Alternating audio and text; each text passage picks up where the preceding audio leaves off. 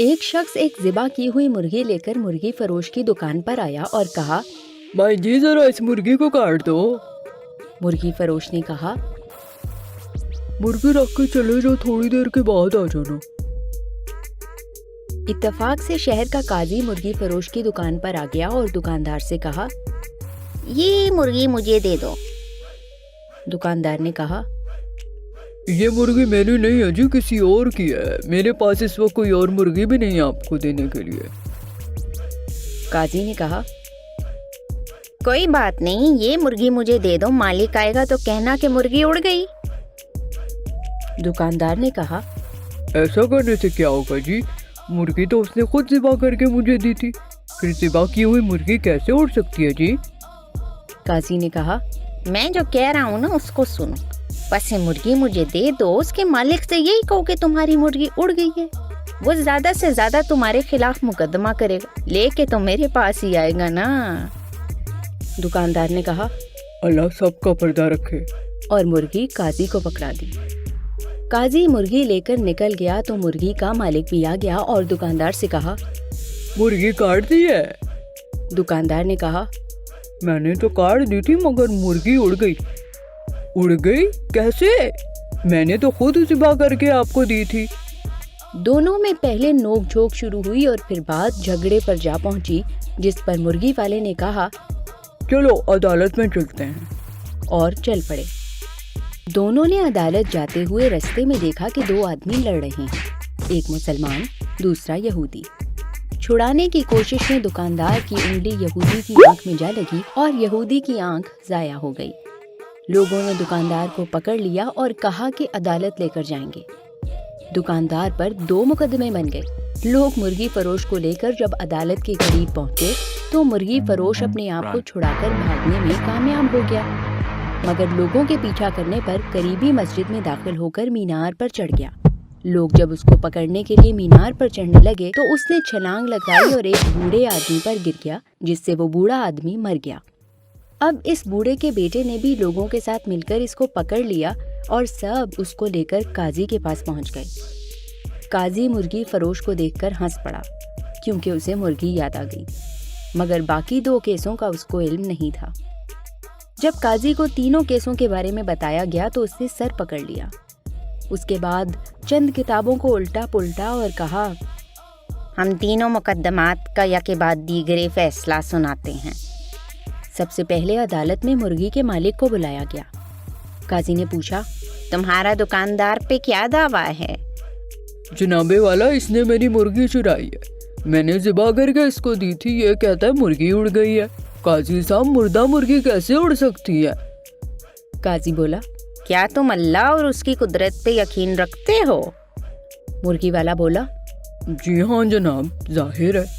قاضی بولا، کیا اللہ تعالیٰ بوسیدہ ہڈیوں کو دوبارہ زندہ کرنے پر قادر نہیں؟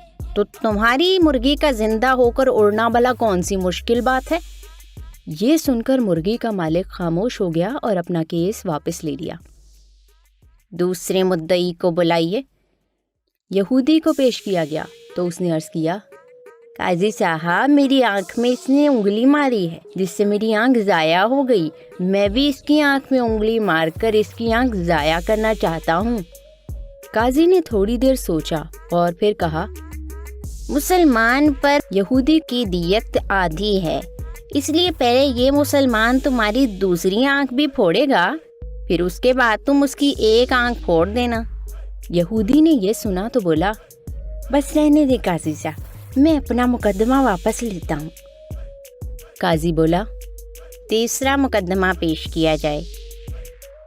مرنے والے بوڑھے کا بیٹا آگے بڑھا اور عرض کیا، قاضی صاحب اس نے میری باپ پر چھلانگ لگائی تھی جس سے وہ مر گیا۔ تھوڑی دیر سوچنے کے بعد قاضی بولا، ایسا کرو کہ تم لوگ اسی مینار پر جاؤ اور مدعی اس مینار پر چڑھ کر اس مرغی فروش پر چھلانگ لگا دے جس طرح مرغی فروش نے اس کے باپ پر چھلانگ لگائی تھی۔ نوجوان نے کہا، قاضی صاحب یہ دائیں بائیں ہو گیا تو میں زمین پر گر جاؤں گا جی۔ قاضی بولا، یہ میرا مسئلہ نہیں، میرا کام عدل کرنا ہے، تمہارا باپ دائیں بائیں کیوں نہیں ہوا تھا؟ नौजवान ने ये सुना तो अपना दावा वापस ले लिया। नतीजा, अगर आपके पास काजी को देने के लिए मुर्गी है तो फिर काजी भी आपको बचाने का हर हुनर जानता है। उम्मीद है कि पाकिस्तानी निज़ाम अदल के तनाजुर में आप इस कहानी का मतलब समझ गए होंगे। एक औरत ने एक नहर के किनारे जाकर अपनी गोद में छुपाई हुई कोई चीज जमीन पर रख दी। जमीन पर उस चीज के रखते ही एक बारीक सी आवाज उभरी, जैसे कोई बच्चा रो रहा हो। औरत नहर में पानी पीने झुकी तो तवाजुन कायम न रख सकी और वो गिरकर बहती हुई दूर चली गई। ये सारा तमाशा करीब ही एक दरख्त पर मौजूद एक बंदर और बंदरिया देख रहे थे। औरत के डूबते ही दोनों छलांग लगाते हुए नीचे पहुंचे और बंदरिया ने झपट कर कपड़े में लिपटे बच्चे को उठा लिया। बच्चा मुसलसल रोए जा रहा था। बंदर बोला, लगता है भूखा है। बंदरिया ने झट से उसे सीने से लगा लिया। बच्चा चुप हो गया। बंदरिया बच्चे को देखते ही बोली, कितना प्यारा है। लगता है 1-2 दिन से ज्यादा इसकी उम्र नहीं। ये अब मेरा बच्चा है। अब मैं ही इसे माँ बनकर पालूंगी।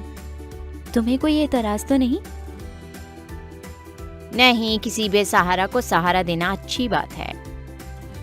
चंद दिनों बाद पूरे जंगल में ये बात मशहूर हो गई कि एक बंदर और एक बंदरिया ने एक इंसानी बच्चे को गोद ले लिया है। जंगल के जानवर बंदरिया और बंदर की गोद में इंसानी बच्चे को देखते तो हैरान भी होते और खुश भी।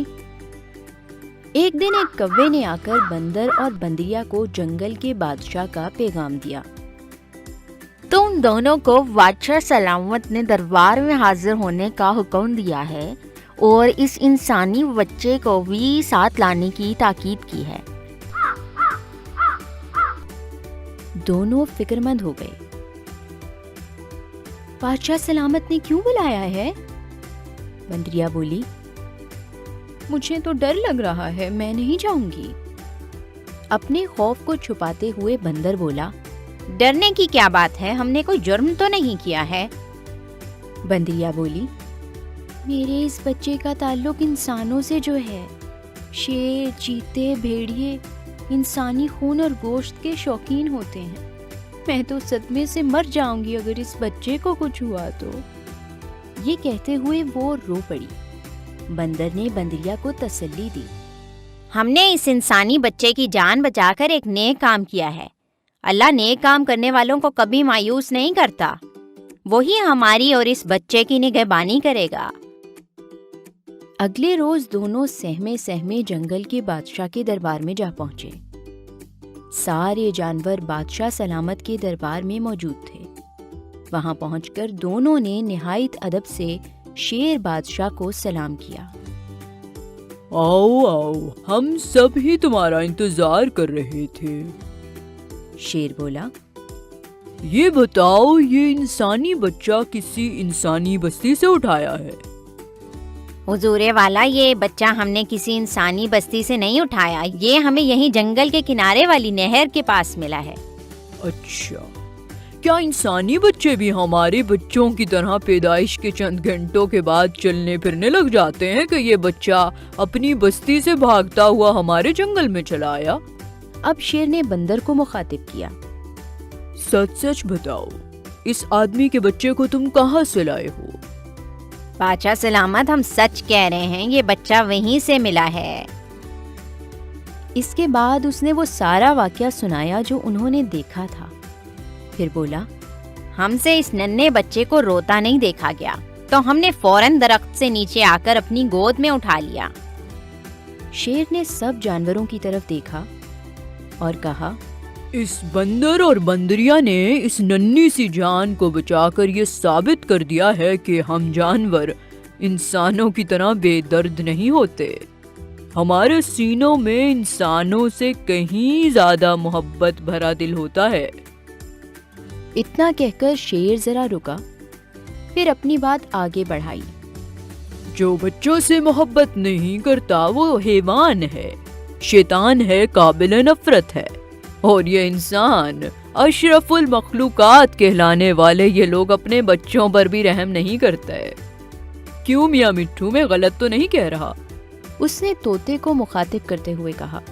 تم لوگوں نے تو انسان کو بہت قریب سے دیکھا ہے، اور تمہارا یہ نام بھی انہی لوگوں نے دیا ہے۔ جی عالم پنا، جی آپ درست فرما رہے ہیں۔ انسان اپنی انسانیت کا بڑا ڈھنڈورا تو پیٹتے ہیں، مگر ذرا سی بات پر آپس میں بری طرح لڑتے ہیں۔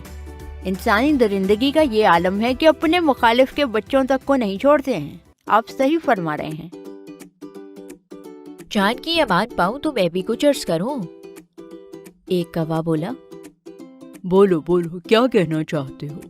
شیر نے کہا، انسانوں نے نہایت خطرناک قسم کے ہتھیار بنائے ہیں جو پلک جھپکتے میں ہزاروں لوگوں کو موت کی نیند سلا دیتے ہیں۔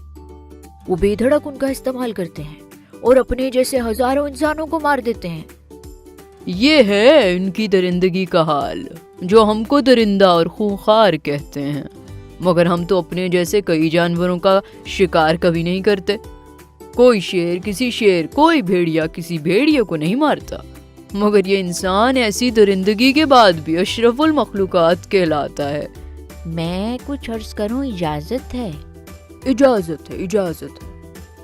بادشاہ سلامت، انسانوں کے بارے میں جو باتیں کہی گئی ہیں وہ غلط نہیں ہیں، مگر سب انسان ایک جیسے نہیں ہوتے ہیں۔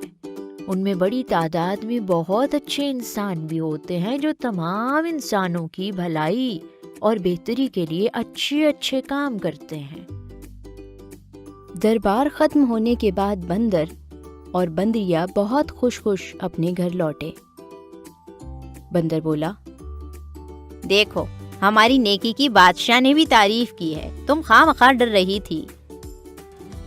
ہاں، اللہ کی مہربانی ہے کہ ہمارے بچے پر کوئی آنچ نہیں آئی، بندریا نے جواب دیا۔